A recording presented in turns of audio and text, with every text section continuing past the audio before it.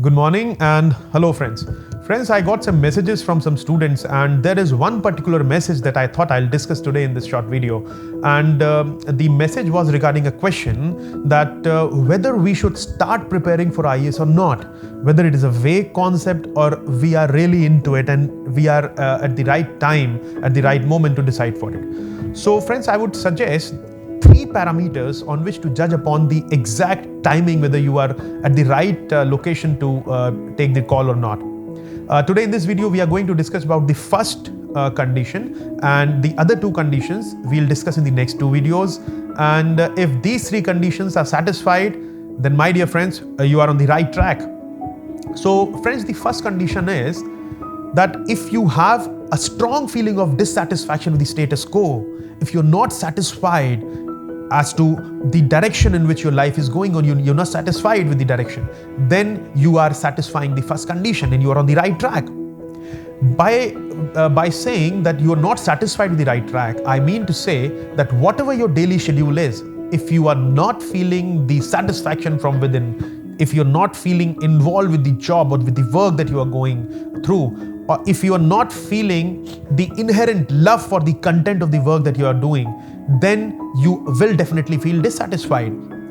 It is like a spark. It is like a spark that keeps burning on and off inside your body, and it gives you pain. It gives you pain which manifests itself in the form of anger, frustration. You feel frustrated.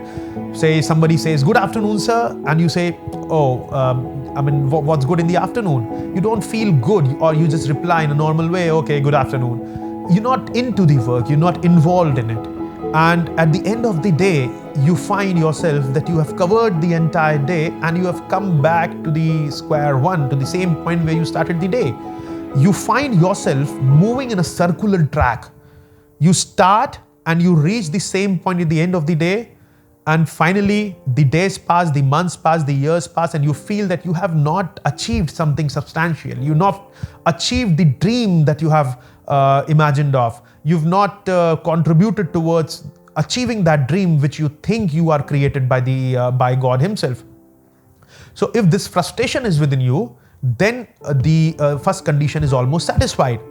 Now, what you do when you are frustrated, when you are worried, you hang out with the friends, you spend some time with the friends, and what happens is at times you take a drink, take a peg or two, and you're not actually taking the peg, but you are dousing the inner fire that is there within you. That can be a source of motivation.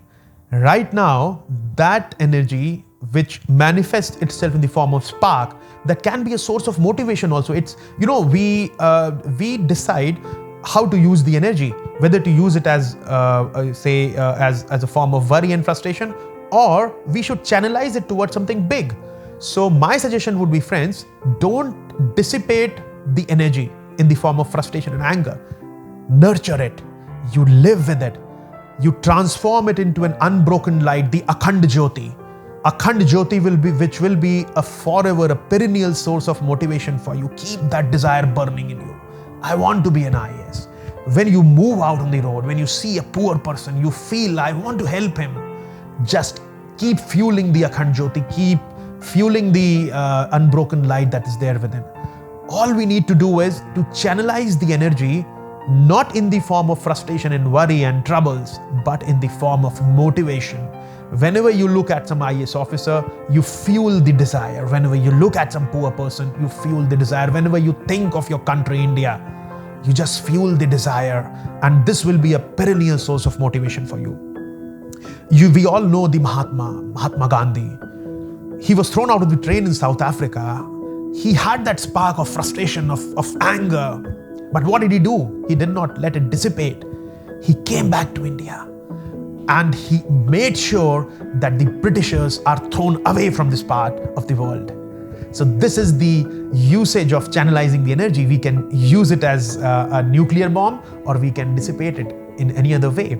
Similarly, friends, I am in a state which is the land of the great Chanakya. You all must have heard the story that he was insulted by the Nanda dynasty ruler Dhananand. And this person had that spark of insult. He nurtured that spark of insult.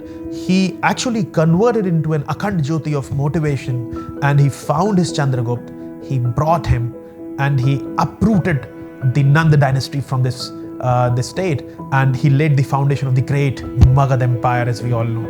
So it's all within. It's upon us to decide how to use this energy, whether to let it dissipate as frustration, anger, depression, or to channelize it into a perennial source of motivation. Whenever we sleep, whenever we are awake, it is there inside us.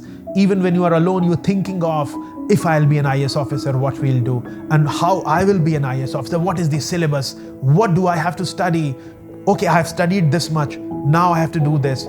And this will come only when you have a strong sense of alienation, a strong sense of dissatisfaction with your current life. So if you are in that phase, if you feel demotivated, if you feel that you're made for something else, if you feel that your story is not being written properly, if you feel that your dream, the realization of your dream is an integral part of the story of your life, then you have to hold the pen. And today is the right time to hold the pen. So, friends, my first suggestion would be that if you are dissatisfied with the status quo, if you are dissatisfied with the life that you have right now at your disposal, then friends, it's time to think about the dream that you have dreamt of. It's time to move ahead towards that direction for which God has created you. It's time to realize this now. So you are on the right track. And apart from this condition, what are the two other conditions that I would suggest you should introspect on before deciding finally that you are going to prepare for IAS, or you are going to prepare for any dream that you have imagined for yourself? So we'll talk about the other two conditions in the next video. Till then, have a nice day. Keep dreaming and keep acting. Bye-bye.